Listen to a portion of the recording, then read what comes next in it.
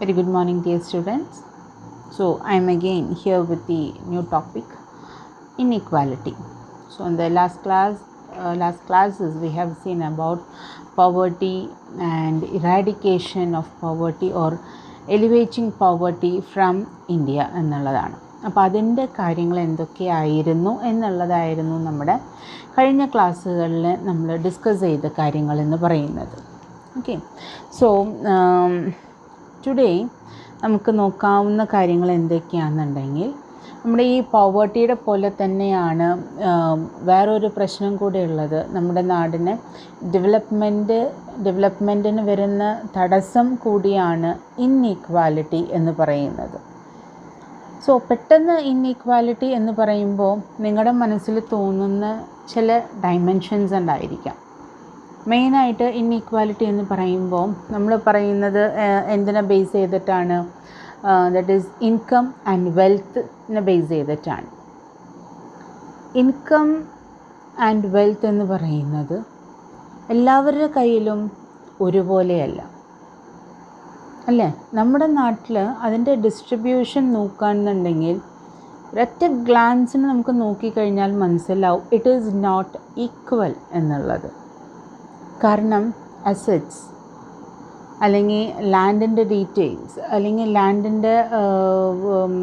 ലാൻഡിനെ relate ചെയ്തിട്ടുള്ള കാര്യങ്ങൾ, ഓരോരുത്തർക്കും സ്വത്തിൻ്റെ കാര്യങ്ങൾ, ഓരോരുത്തർക്കുമുള്ള അവരുടെ സ്വത്തിൻ്റെ കാര്യങ്ങൾ, വെൽത്ത് എന്ന് പറയുന്നത് അത് ഈക്വലി ഡിസ്ട്രിബ്യൂട്ടഡ് ആണോ അല്ല എന്നുള്ളത് ഏത് കുഞ്ഞു കുട്ടിയുടെ അടുത്ത് ചോദിച്ചാലും പറയും. ബിക്കോസ് എവ്രി ഹൗസ് നമ്മുടെ പരിസരങ്ങളിൽ നമ്മുടെ ചുറ്റുവട്ടങ്ങളിൽ നമ്മൾ നോക്കിക്കഴിഞ്ഞാൽ മനസ്സിലാക്കാവുന്നതേ ഉള്ളൂ. ഒരു സ്ട്രീറ്റ് ഒന്ന് എടുത്ത് നോക്കിക്കഴിഞ്ഞാൽ ആ ഒരു സ്ട്രീറ്റിൽ ചെറിയ വീടുകളുണ്ടായിരിക്കും, അല്ലേ? കുറച്ചും കൂടിയും ബെറ്റർ ഹൗസസ് ഉണ്ടായിരിക്കാം, ബിഗ് ബംഗ്ലാവ്സ് ഉണ്ടായിരിക്കാം. അങ്ങനെ ചിലപ്പോൾ ഒരു സ്ട്രീറ്റിൻ്റെ ഉള്ളിൽ തന്നെ ഇത്രയും കാറ്റഗറി ഹൗസസ് നമുക്ക് കാണാനായിട്ട് സാധിക്കും.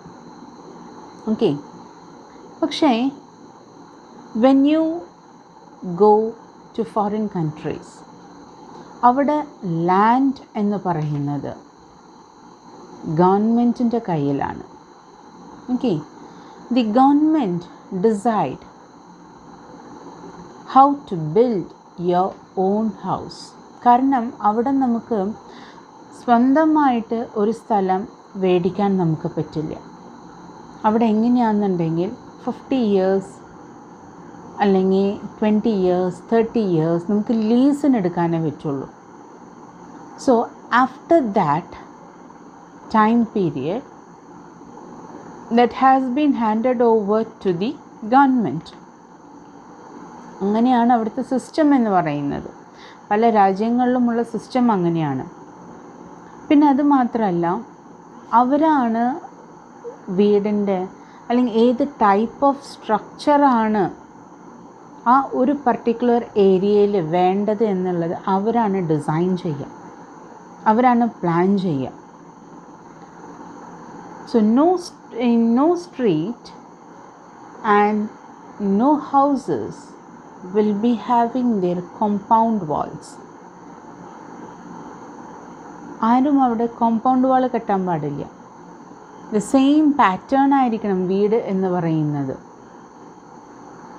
ഒരുപോലത്തെ വീടുകളായിരിക്കും എല്ലാം. റോഡിനോട് എന്താ പറയുക, റോഡിൽ നിന്ന് നമ്മളൊരു ഡിസ്റ്റൻസ് മെയിൻറ്റെയിൻ ചെയ്യും. എല്ലാവരും ആ ഒരു ഡിസ്റ്റൻസ് മെയിൻറ്റെയിൻ ചെയ്തിട്ട് തന്നെയാണ് അവരുടെ വീടുകൾ പണിയുന്നത്. എല്ലാം ഏകദേശം ഒരുപോലത്തെ വീടുകൾ തന്നെയായിരിക്കും. നമ്മൾ ഒരു 10 വർഷം 20 വർഷം 30 വർഷം 50 വർഷമൊക്കെ മാക്സിമം ലീസിനെടുക്കാം. ലീസിനെടുത്ത് 50 years കഴിഞ്ഞ് കഴിഞ്ഞാൽ നമുക്കത് എന്ത് ചെയ്യാം? അത് കൊടുക്കാം. We can go to another place. അതായത് ആ നാട്ടിൽ ആർക്കും ഒന്നും സ്വന്തമല്ല എന്നുള്ളതാണ് വാസ്തവം. So whatever they get they are enjoying life എന്നുള്ളതാണ്. നമ്മുടെ നാട്ടിൽ നോക്കുകയാണെന്നുണ്ടെങ്കിൽ കഷ്ടപ്പെട്ട് ജീവിക്കും, നമ്മൾ ഇഷ്ടംപോലെ സേവ് ചെയ്യും.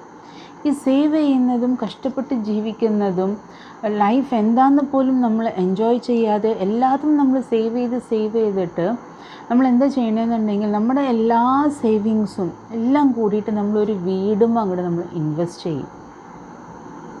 What is the use of it? Are you going to take it എന്നുള്ളതാണ്.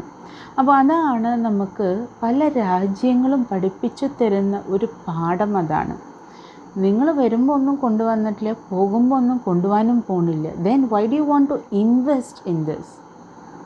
അപ്പോൾ അങ്ങനെ ഇൻവെസ്റ്റ്മെൻറ്റിനെ കുറിച്ച് ചിന്ത ഇല്ലാണ്ടാവുമ്പോൾ തന്നെ ആൾക്കാർ എന്ത് ചെയ്യും? ഏൺ ചെയ്യുന്നത് പരമാവധി അവരെന്ത് ചെയ്യും? ചിലവാക്കാനേ നോക്കുള്ളൂ, അല്ലേ? They don't want to save because they don't have the need to save. അതാണ് അവിടെ വരുന്നത്, അല്ലേ? നമുക്കൊരു ഫ്യൂച്ചറിൽ ഒരു വീടുണ്ടാക്കണം, അല്ലെങ്കിൽ നമ്മുടെ മക്കളുടെ പഠിപ്പിലേക്ക് വേണം, അതും അവിടെ ബാധ്യതയാവണില്ല. 13 വയസ്സ് കഴിഞ്ഞാൽ ഏതൊരു കുട്ടിയും ആ കുട്ടിയുടെ ഹയർ എഡ്യൂക്കേഷനെ അവർ പഠിക്കണം എന്നുണ്ടെങ്കിൽ അവർ ഏതെങ്കിലും എന്താ പറയുക പാർട്ട് ടൈം ജോലിയിൽ കയറേണ്ടതാണ്. അത് ചെയ്തുകൊണ്ടിരിക്കുമ്പോഴാണ് അവർക്ക് പഠിക്കേണ്ട കാര്യങ്ങൾ അല്ലെങ്കിൽ അവർക്ക് ഇഷ്ടമുള്ള പഠിപ്പിൻ്റെ കാര്യങ്ങൾ തിരഞ്ഞെടുത്ത് അവർക്ക് പഠിക്കാവുന്നതാണ്. അതിന് അവർ ഒരിക്കലും പാരൻസിനെ ഡിപ്പെൻഡ് ചെയ്യേണ്ട ആവശ്യമില്ല. They can earn and they can learn എന്നുള്ളതാണ്. ഓക്കെ, അപ്പോൾ അങ്ങനെ ഓരോരുത്തരും അവരവരുടെ രീതിയിലുള്ള ഉത്തരവാദിത്തങ്ങൾ അവർക്ക് ഏൽപ്പിച്ചു കൊടുക്കുകയാണ്. സോ 13 years തൊട്ട് വി ആർ റെസ്പോൺസിബിൾ, അല്ലെങ്കിൽ that particular child is responsible for his own life, what he has learned and through that he is going to earn എന്നുള്ളതാണ്. സോ അതിനെ ബേസ് ചെയ്തിട്ടാണ് ആ കുട്ടി ഏൺ ചെയ്യാൻ പോകുന്നത്. ആ കുട്ടി എന്താണോ പഠിക്കാനായിട്ട് തിരഞ്ഞെടുത്തത് അതിനെ ബേസ് ചെയ്തിട്ട് ഏൺ ചെയ്യും. ഇനി അതിന് ഫ്യൂച്ചറിൽ എന്താണ് ഒരു വീട് വെക്കേണ്ട കാര്യങ്ങളോ അതിനെക്കുറിച്ച് ഒന്നും ചിന്തിക്കേണ്ട ആവശ്യമില്ല. കാരണം എല്ലാവരും അവിടെ റെൻറ്റഡ് ഹൗസാണ് അല്ലെങ്കിൽ ലീസ്ഡ് ഹൗസാണ്. So they don't want to invest in anything that much of amount എന്നുള്ളത്. So they are having ample amount of money to recreate their life, to enjoy their life, to know what is there in the other countries. അതുകൊണ്ടാണ് ഇത്രയും കുറച്ച് നാൾ അവർ കഷ്ടപ്പെട്ട് ജോലി എടുക്കും. അവർ കുറച്ച് amount save ചെയ്ത് കഴിഞ്ഞാൽ അവരെന്ത് ചെയ്യാം? അവർ ജോലിയിൽ നിന്ന് ലീവ് എടുക്കുക, മറ്റ് രാജ്യങ്ങൾ കണ്ട് നടക്കുക. അവർ അതിലേക്കാണ്, അതായത് ഓരോ നാടും അതിൻ്റെ കൾച്ചറും അല്ലെങ്കിൽ അവിടുത്തെ ആ നാടിൻ്റെ ബ്യൂട്ടിയും ഇതൊക്കെയാണ് അവർ എൻജോയ് ചെയ്ത് നടക്കുന്നത്. നമുക്ക് അങ്ങനത്തെ വല്ല ചിന്തയുണ്ടോ? നമുക്ക് ചിന്ത മുഴുവൻ എന്താണ്? 1 രൂപ എന്ന് നമുക്ക് എടുത്തു വയ്ക്കാൻ പറ്റുന്നുണ്ടെങ്കിൽ അത് എടുത്തു വയ്ക്കുക, സേവ് ചെയ്യുക. 10 രൂപ സേവ് ചെയ്യാൻ പറ്റുമെങ്കിൽ 10 രൂപ സേവ് ചെയ്യുക. ആർക്ക് വേണ്ടിയിട്ട്? The next generation.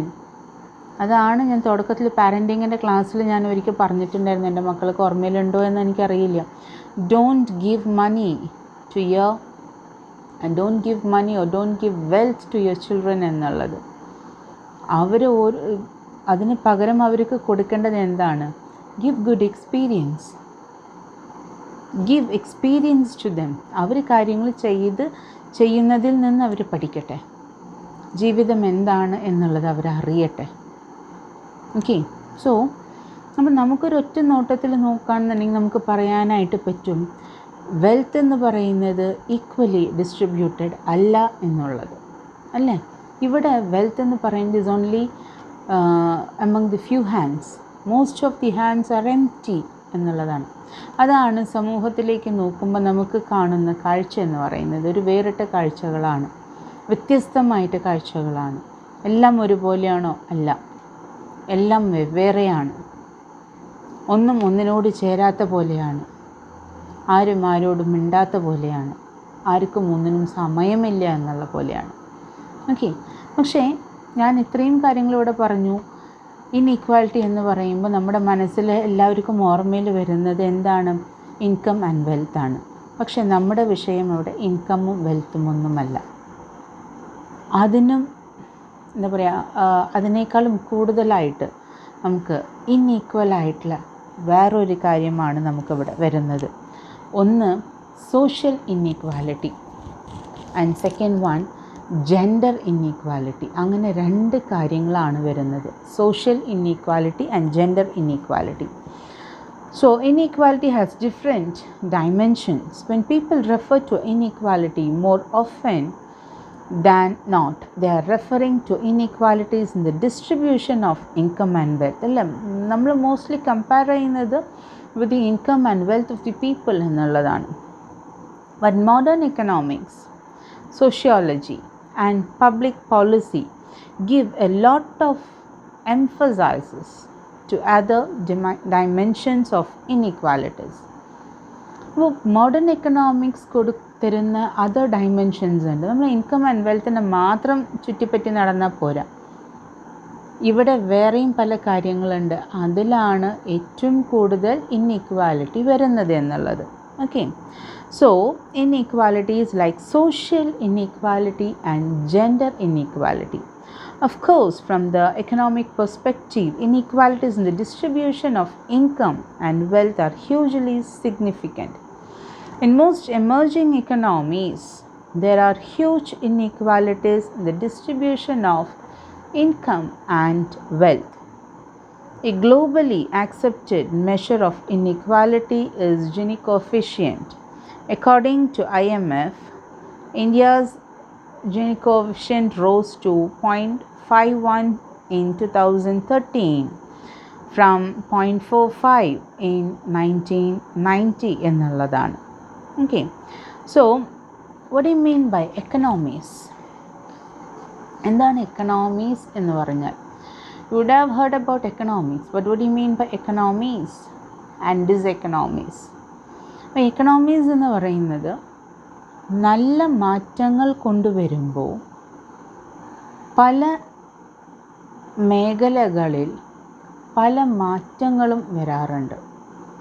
ആ മാറ്റങ്ങൾ നല്ല മാറ്റങ്ങളായിരിക്കും. ഓക്കെ, ഇനി ഇത് നല്ലത് എന്ന് കാണുമ്പോൾ നമ്മൾ വീണ്ടും അതിനെ തന്നെ ഒന്നും കൂടി എക്സ്പാൻഡ് ചെയ്യാനായിട്ട് നമ്മൾ ശ്രമിക്കും. So when it is expanded more and more, കുറച്ചും കൂടി എക്സ്പാൻഡ് ചെയ്ത് വന്നു കഴിഞ്ഞാൽ വാട്ട് ഹാപ്പൻസ്, നമുക്കതിന് കൺട്രോൾ ഇല്ലാതെ പോകും. കൺട്രോൾ ഇല്ലാണ്ടായി കഴിഞ്ഞാൽ നമ്മൾ നല്ലത് എന്ന് പറഞ്ഞ പല മേഖലകളും ചിലപ്പോൾ കറപ്റ്റഡ് ആവാം, ചിലപ്പോൾ നമ്മൾ ഉദ്ദേശിച്ച രീതിയിലാവാതിരിക്കാം. അപ്പോൾ അങ്ങനെ വരുമ്പോൾ അവിടെ വരുന്ന ബുദ്ധിമുട്ടുകൾ, ഓക്കെ, ആ ഒരു പ്രോബ്ലംസിനെയാണ് ഡിസ്എക്കണോമീസ് എന്ന് പറയുന്നത്. And then if it is good and if it is enjoyed by all the other branches, then it is economies എന്നുള്ളതാണ്. അതാണ് എക്കണോമീസും ഡിസ്എക്കണോമീസും. സോ സിംപ്ലി ഒരു എക്സാമ്പിൾ പറഞ്ഞിട്ട് ഞാൻ നിങ്ങൾക്കത് മനസ്സിലാക്കി തരാം. ഒരു ചെറിയൊരു industry, okay, so it was newly setup ഇൻഡസ്ട്രിയാണ്. ആ ഇൻഡസ്ട്രിയിൽ ആ ഇൻഡസ്ട്രിക്ക് ആവശ്യമായിട്ടുള്ള മെഷീനറീസ്, അതിലേക്ക് ആവശ്യമായിട്ടുള്ള skilled persons, everything are there and the industry is going very well. The industrialist, the entrepreneur is very happy. Okay, എല്ലാം നല്ല രസമായിട്ട് പോകുന്നുണ്ട്, അയാൾക്ക് വലിയ നഷ്ടങ്ങളൊന്നും ഇല്ല, അയാൾ ഉദ്ദേശിച്ച പോലെ തന്നെ കാര്യങ്ങൾ നീങ്ങുന്നുണ്ട്. He is also getting good profit. അപ്പോൾ എന്തായി, ഇയാൾ ഏകദേശം ഒരു ഗുഡ് പൊസിഷനിലേക്ക് എത്തി എന്നുള്ളൊരു ഫീലിംഗ് ഇയാൾക്ക് വന്നു. ഓക്കെ, അപ്പോൾ ഇയാൾ കുറച്ചും കൂടി കേപ്പബിളായി. So he want to expand his business. So he is finding a good place. He is acquiring some more land. He is constructing a building. He is purchasing all the plant and machinery required for the expanded industry. He is taking more personnels, more human labor for his organization and for his industry. He is expanding his office. He is expanding his production unit. He is expanding his sales. He is expanding his market exposure. He is concentrating more on advertising. ഇങ്ങനെ ഓരോ കാര്യങ്ങളിലും he is expanding. Okay, and he sets the organization well going. അപ്പോൾ ഇയാൾ വിചാരിച്ച പോലെ തന്നെ നല്ല രീതിയിലൊരു എക്സ്പാൻഷൻ നടത്തി അതിനാവശ്യമായിട്ടുള്ള ലാൻഡായാലും പ്ലാന്റ് ആൻഡ് മെഷീനറി ആയാലും അതിലേക്കുള്ള ആൾക്കാരായാലും എല്ലാ കാര്യങ്ങളും സെറ്റാണ്. It is absolutely very good എന്നുള്ളത് നമുക്ക് പറയാം. അങ്ങനെ ഒരു കുഴപ്പമില്ലാണ്ട് പോയിക്കൊണ്ടിരിക്കുന്ന ഒരു ഇൻഡസ്ട്രി. അപ്പോൾ ഇത് വലിയ പ്രശ്നങ്ങളൊന്നുമില്ല, ഇറ്റ് ഈസ് ഗുഡ് എന്നുള്ളത് മനസ്സിലാക്കിയ ഇൻഡസ്ട്രിയലിസ്റ്റ് എന്ത് ചെയ്യണം, again he is going to expand more എന്നുള്ളതാണ്.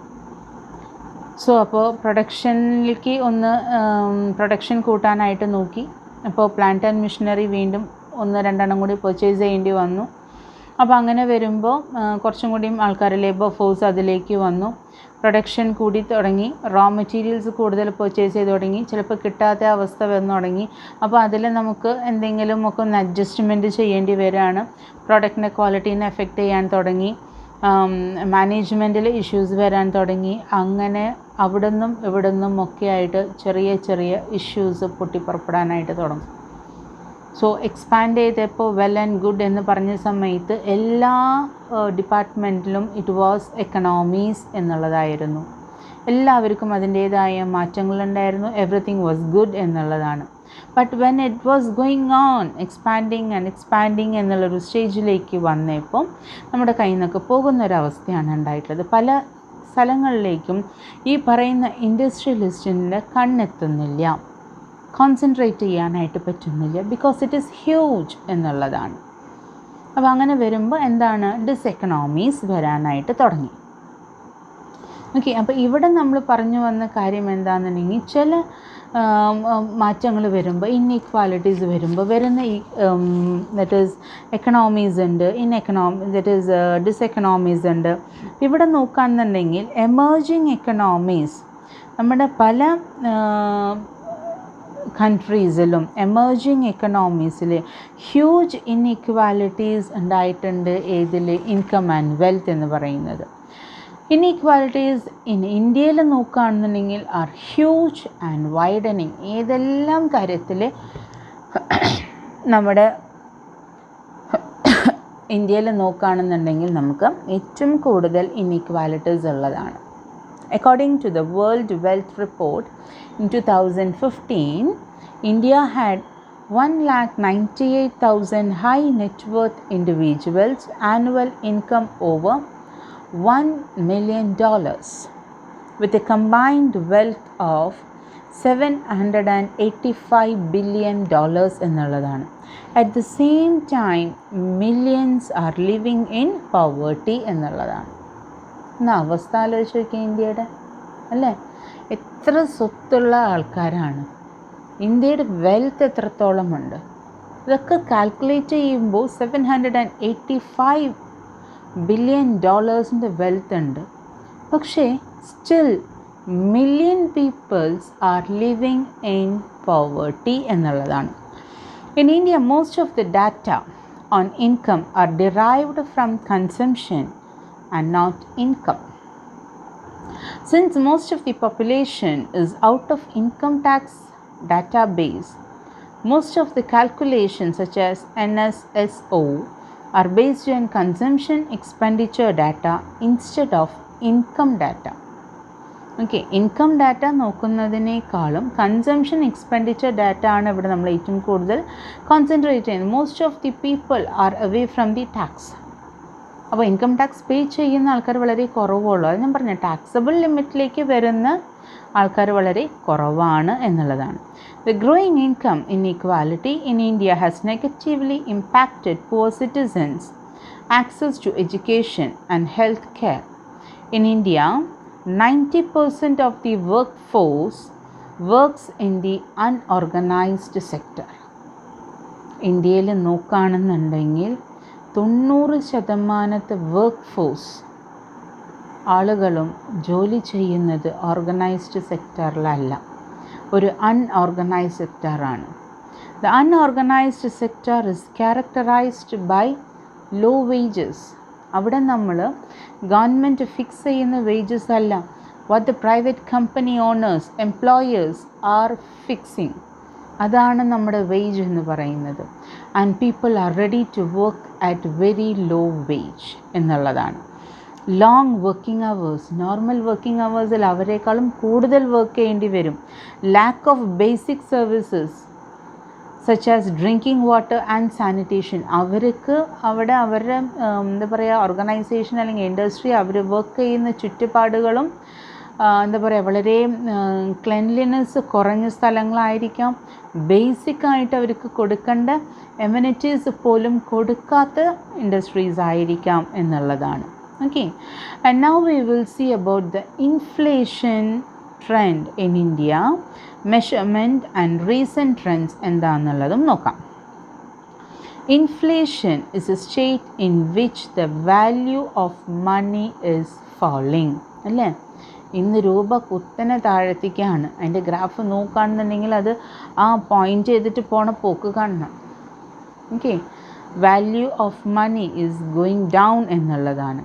പ്രൈസസ് എന്ന് പറയുന്നത് കൂടിക്കൊണ്ടേയിരിക്കുകയാണ്. Prices are rising, value of money is falling എന്നുള്ളതാണ്. ഓക്കെ, ഇനി ടൈപ്പ് ഓഫ് ഇൻഫ്ലേഷൻസ് ഉണ്ട്. നമ്മൾ ഏത് കാര്യം നോക്കിയാലും അതിൽ അതിൻ്റെ ടൈപ്സ് ഉണ്ട്, ക്യാരക്ടറിസ്റ്റിക്സ് ഉണ്ട്, അതിൻ്റേതായ കാര്യങ്ങളുണ്ട്, ഹൗ ദേ ആർ മെഷറിങ് എന്നുള്ള കാര്യങ്ങളൊക്കെ. So will move on with the types of inflation. Demand pull inflation.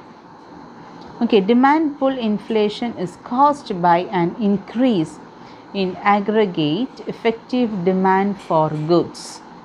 Excess of aggregate demand over aggregate supply leads to increase in price level. Demand pull inflation കുറിച്ചിട്ടാണ് പറയുന്നത്. അത് എങ്ങനെയാണ് സംഭവിക്കുന്നത്? It is caused by an increase in aggregate effective demand for goods. അപ്പോൾ excess of aggregate ഡിമാൻഡാണ് അവിടെ സപ്ലൈനേക്കാളും ഏറ്റവും കൂടുതൽ excess ആയിട്ട് നിൽക്കുന്നത്, ഒരു ലിമിറ്റിനേക്കാളും ക്രോസ് ചെയ്ത് നിൽക്കുന്നത് അവിടെ നമ്മുടെ ഡിമാൻഡാണ്. സോ അങ്ങനെ വരുമ്പോഴാണ് പുൾ ഇൻഫ്ലേഷൻ വരുന്നത്. അപ്പോൾ സാധനങ്ങൾ കിട്ടാണ്ടാവുമ്പോൾ നമുക്ക് പ്രൈസ് ലെവൽ ഇൻക്രീസ് ചെയ്യും. ഇപ്പോൾ നമുക്കറിയാം നമ്മുടെ ഈ ലോക്ക്ഡൗണിൻ്റെ സമയത്ത് അനിയൻ, ഓക്കെ, ഈ അനിയൻ്റെ ഉള്ളിയുടെ വില നമുക്കറിയാം. ഉള്ളി അവസാനം എവിടെ കൊണ്ടുപോയി വെക്കേണ്ട സ്ഥിതിയായി? നമ്മുടെ ലോക്കറിൽ കൊണ്ടുപോയി വെക്കേണ്ട സ്ഥിതിയായി. ഹോട്ടൽസിൽ അല്ലെങ്കിൽ റെസ്റ്റോറൻറ്റ്സിലൊക്കെ നിങ്ങൾ നോക്കുകയാണെന്നുണ്ടെങ്കിൽ ഉള്ളി ഒരു ചെറിയ തുണിയിൽ കെട്ടിയിട്ടിട്ട് അവരവിടെ ഞാത്തിയിട്ടേക്കാണ്. കെട്ടിയിട്ടിട്ട് നമ്മുടെ കറികളുടെ മീതെ ഉള്ളിയുടെ മണം കിട്ടിയാൽ മതി എന്നാണ് അവർ പറയുന്നത്. They are not using onions in their curries and all.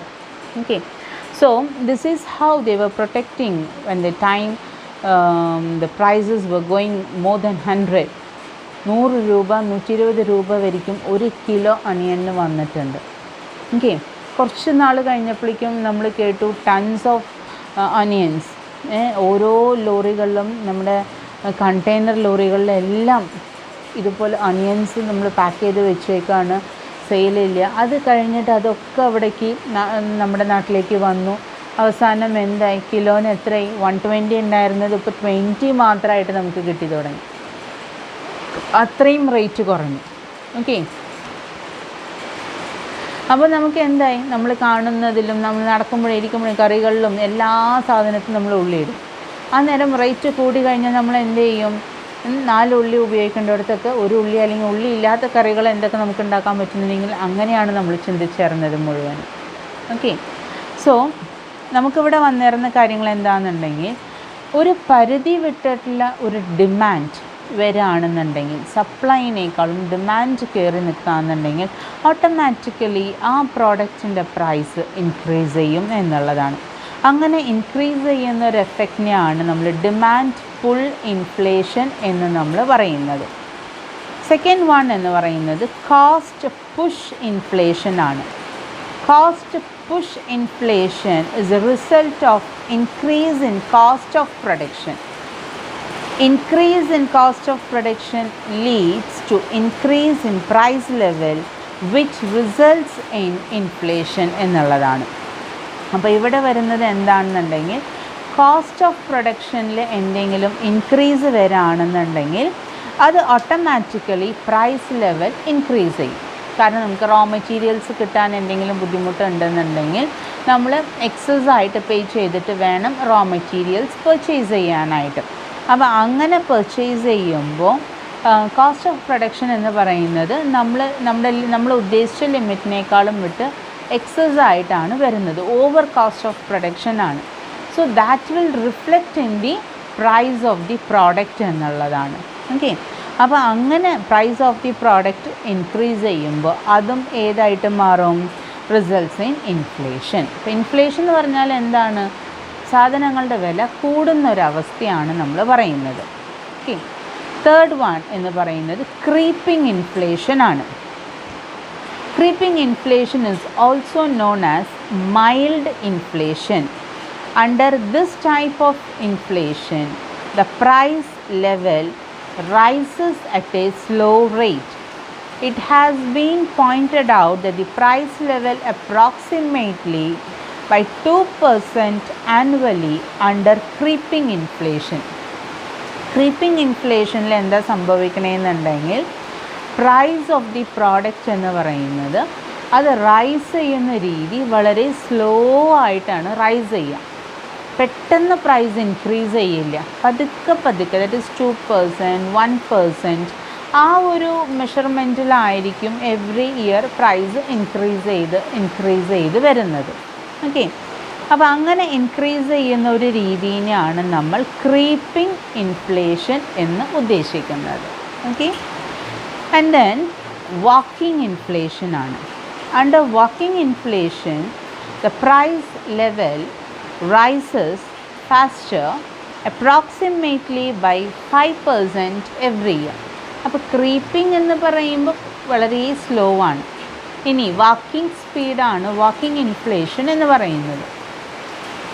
Walking ഇൻഫ്ലേഷനിൽ നോക്കുകയാണെന്നുണ്ടെങ്കിൽ 5% വെച്ചിട്ടാണ് എവറി ഇയർ പ്രൈസ് ഇൻക്രീസ് ചെയ്യുന്നത്. ഓക്കെ, ക്രീപ്പിംഗ് എന്ന് പറഞ്ഞു കഴിഞ്ഞാൽ വളരെ സ്ലോ ആണ്. വാക്കിംഗ് എന്ന് പറയുമ്പോൾ കുറച്ചും കൂടി സ്പീഡ് കൂടി. അപ്പോൾ മൂന്നാമത്തെ എന്തായിരിക്കണം? ഇനി അടുത്ത ഇൻഫ്ലേഷൻ എന്തായിരിക്കണം? റണ്ണിങ് ആയിരിക്കണം, അല്ലേ? Running inflation. Under running inflation the price rise gains speed and the price level rises approximately by 10% എന്നുള്ളതാണ്. അപ്പോൾ 2% ക്രീപ്പിംഗ് മോഡാണ്, 5% വാക്കിംഗ് മോഡാണ്, 10% എന്ന് പറയുമ്പോൾ റണ്ണിങ് ആണ്. ഓക്കെ, അപ്പോൾ റണ്ണിങ് ഇൻഫ്ലേഷൻ. ഇനി galloping inflation. Under galloping inflation the price rises every minute. ഓരോ നിമിഷവും price increase ചെയ്തുകൊണ്ടിരിക്കണം, ചാടി പോകുന്നൊരു situation. There is no upward limit to the rise in price level. നമുക്കൊരു അപ്വേർഡ് ലിമിറ്റ് ഒന്നും വരുന്നില്ല, ദർ ഈസ് നോ ലിമിറ്റ് എന്നുള്ളതാണ്. It goes on increasing minute by minute എന്നുള്ളതാണ്. ഗാലപ്പ് ചെയ്ത് നിൽക്കുന്നൊരു രീതി. അങ്ങനെ you are having 6 types of inflation. ഒന്ന് ഡിമാൻഡ് ഫുൾ ഇൻഫ്ലേഷൻ, എവിടെയാണോ സപ്ലൈനേക്കാളും കൂടുതലായിട്ട് ഡിമാൻഡ് നിൽക്കുന്നത്. ഓക്കെ, സെക്കൻഡ് വൺ എന്ന് പറയുന്നത് കോസ്റ്റ് പുഷ് ഇൻഫ്ലേഷനാണ്. കോസ്റ്റ് ഓഫ് പ്രൊഡക്ഷൻ ഇൻക്രീസ് ചെയ്യുമ്പോൾ പ്രോഡക്റ്റിൻ്റെ പ്രൈസ് ഇൻക്രീസ് ചെയ്യും, and that will leads to the inflation എന്നുള്ളതാണ്. തേർഡ് വൺ ക്രീപ്പിംഗ് ഇൻഫ്ലേഷൻ എന്ന് പറയുമ്പോൾ slowly the price is increasing എന്നുള്ളതാണ്. ഫോർത്ത് വൺ ഈസ് വാക്കിംഗ് ഇൻഫ്ലേഷനാണ്. അപ്പോൾ കുറച്ചും കൂടി സ്പീഡ് കൂട്ടി 2%ൽ നിന്ന് 5% every year it goes on rise എന്നുള്ളതാണ്. അതേപോലെ തന്നെ റണ്ണിങ് ഇൻഫ്ലേഷൻ എന്ന് പറയുമ്പോൾ കുറച്ചും കൂടി സ്പീഡ് കൂടി, വാക്കിംഗ് അല്ല റണ്ണിങ് ആണ്. സോ 5 to 10% ആയി. ആൻഡ് ദെൻ ഗാലപ്പിംഗ് ഇൻഫ്ലേഷൻ എന്ന് പറയുമ്പോൾ by minute the price is rising and there is no limit for that എന്നുള്ളതാണ്. ഓക്കെ, inflation എന്ന് പറയുന്നത് is a major economic problem, particularly in developing economies. Control of inflation is a priority of modern governments to formulate appropriate monetary and fiscal policies to control inflation. എന്തൊക്കെയാണ് നമുക്ക് ഈ ഒരു price level ഇങ്ങനെ increase ചെയ്യുന്നതിന് നമുക്ക് എന്ത് ചെയ്യാനായിട്ട് സാധിക്കും എന്നുള്ളതാണ്. It is necessary to measure inflation accurately. അപ്പോൾ അത് മെഷർ ചെയ്യാനായിട്ട് നമുക്ക് ഇൻഡൈസസ് വേണം, which are available. Okay, so we will see inflation indices എന്തൊക്കെയാണ് എന്നുള്ളത് നോക്കാം. In India consumer price index CPI എന്ന് നമ്മൾ പറയും, and wholesale price index WPI. ഇതാണ് മേജർ ഇൻഡൈസസ് ഇൻഫ്ലേഷന് വേണ്ടി നമ്മൾ യൂസ് ചെയ്യുന്നത്. GDP deflator is another important measure. India used WPI as a measure for inflation till April 2014. Since April 2014, the new CPI combined has been declared as the new standard for measuring inflation. It is referred to as CPI combined because it combines inflation in rural and urban areas. The രണ്ട് ഏരിയയിലുള്ള കാര്യങ്ങളും rural ഏരിയാസും urban ഏരിയാസും combine ചെയ്തിട്ടാണ് after April 2014 നമുക്ക് വന്നിട്ടുള്ള inflation indices എന്ന് പറയുന്ന CPI, consumer price index, അതേപോലെ തന്നെ WPI, ഹോൾസെയിൽ പ്രൈസ് ഇൻഡെക്സ്, ഇതിൻ്റെ കമ്പൈൻഡ് രൂപത്തിലാണ് നമ്മൾ യൂസ് ചെയ്യുന്നത്. ഓക്കെ, ഇനി എന്താണ് ഹോൾസെയിൽ പ്രൈസ് ഇൻഡെക്സ് എന്നുള്ളത് നോക്കാം. The WPI measures the price of a representative basket of wholesale goods. In India, this basket is composed of 3 groups: primary articles, fuel and power, and manufactured products. Food articles from the primary articles group account for 14.3 of the total weight. Manufactured products are classified into food products and non-food products.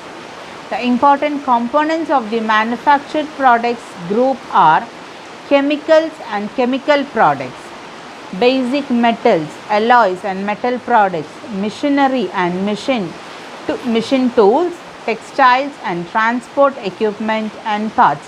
ഇതൊക്കെയാണ് നമ്മളിതിലെ wholesale ബാസ്ക്കറ്റിൽ വരുന്ന കാര്യങ്ങൾ എന്ന് പറയുന്നത്.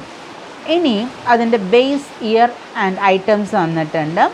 WPI base year എന്ന് പറയുന്നത് 2004-05 ആണ്, അത് 100 ആണ്. Okay, the base year for CPI is 2012 and there are 676 items in WPI and inflation is computed taking 5,482 price quotations. The broad classification of items and their weightages are shown in the table. Okay, അതിൽ കൃത്യമായിട്ട് തന്നിട്ടുണ്ട് primary ആർട്ടിക്കിളിന് എത്രയാണ്, അതിൽ food articles, non food and minerals വരുന്നുണ്ട്. മാനുഫാക്ചർഡിൽ വരുന്നത് food products and non food products. Fuel and power എത്ര പെർസെൻറ്റേജ്, 14% ആണ് വരുന്നുണ്ട്. അങ്ങനെയാണ് ടോട്ടൽ 100 നമ്മൾ ഡിവൈഡ് ചെയ്യുന്നത്. The office of the economic advisor in ministry of commerce and industry, Government of India computes whole price index that is released monthly and does not take any consideration and does not take into consideration the retail prices or prices of the services. അപ്പോൾ ഇവിടെ നമ്മൾ wholesale prices ആണ് നമ്മളിവിടെ consider ചെയ്യുന്നത്, and we are not at all considering the retail price എന്നുള്ളതാണ്. Okay, and will see what is consumer price index. Consumer price indices released at national level are CPI for industrial workers, CPI for agricultural laborers, and CPI for rural, urban and combined group. So while the first two are compiled and released by the Labour Bureau in the Ministry of Labour and Employment, the third is compiled by the Central Statistics Office in the Ministry of Statistics and Program Implementation. ഇന്ത്യയിൽ നോക്കുകയാണെന്നുണ്ടെങ്കിൽ RBI uses CPI released by CSO for assessing inflation. RBI's monetary policy is influenced by inflation. ഇനി അതിൻ്റെയും base ഇയറും അതിലുള്ള ഐറ്റംസും തന്നിട്ടുണ്ട്. Item group എന്ന് പറയുന്നത് food and beverages, paan, tobacco and intoxicants, clothing and footwear, fuel and light and miscellaneous. അങ്ങനെയാണ് അവിടെ weightage provide ചെയ്യുന്നത്. ഓക്കെ, ഇനി differences between WPI and CPI. WPI is used to assess the inflationary trend in the economy as a whole. CPI is used to assess changes in the cost of living for making changes in income and expenditure. കൃത്യമായിട്ട് അവർ പറയുന്നുണ്ട്. WPI എന്ന് പറയുന്നത് inflationary trend, എക്കണോമിയിലുള്ള inflationary trend എങ്ങനെയാണ് എന്നുള്ളത് മനസ്സിലാക്കാൻ വേണ്ടിയിട്ടാണ് നമ്മൾ use ചെയ്യുന്നത്. CPI എന്ന് പറയുന്നത് നമ്മുടെ കോസ്റ്റ് ഓഫ് ലിവിങ്, നമുക്ക് കിട്ടുന്ന ഇൻകം എന്താണ്, നമ്മൾ അതിനനുസരിച്ച് എന്തൊക്കെയാണ് അതിൻ്റെ എക്സ്പെൻഡിച്ചർ എന്തൊക്കെയാണ് എന്നുള്ള കാര്യങ്ങളാണ്. Cost of living for making changes in income and expenditure. അപ്പോൾ അതിന് വേണ്ടിയിട്ടാണ് CPI യൂസ് ചെയ്യുന്നത്. സെക്കൻഡ് ഡിഫറൻസ് എന്ന് പറയുന്നത് WPI is used on wholesale prices for primary articles, administered prices for fuel items and ex-factory prices for manufactured products. അന്നേരം CPI ആണെന്നുണ്ടെങ്കിൽ retail prices ആണ് അവർ consider ചെയ്യുന്നത്. WPI എന്ന് പറയുന്നത് ഹോൾസെയിൽ പ്രൈസാണ് കൺസിഡർ ചെയ്യുന്നത്. അതേപോലെ തന്നെ CPI കവർ ചെയ്യുന്നത് കൺസ്യൂമർ ഗുഡ്സും കൺസ്യൂമർ സർവീസസ് ആണ്. WPI കവർ ചെയ്യുന്നത് all goods including intermediate goods transacted in the economy. അതിൽ വരുന്ന എല്ലാ കാര്യങ്ങളും കൂടിയിട്ടാണ് നമ്മളതിൽ യൂസ് ചെയ്യുന്നത്. ആൻഡ് ദെൻ GDP deflator ആണ്. A comprehensive measure of inflation is GDP deflator, which is measured as the ratio of GDP, that is gross domestic product, അത് ഒരുവിധം എല്ലാവർക്കും അറിയാം, and current prices to GDP at constant prices.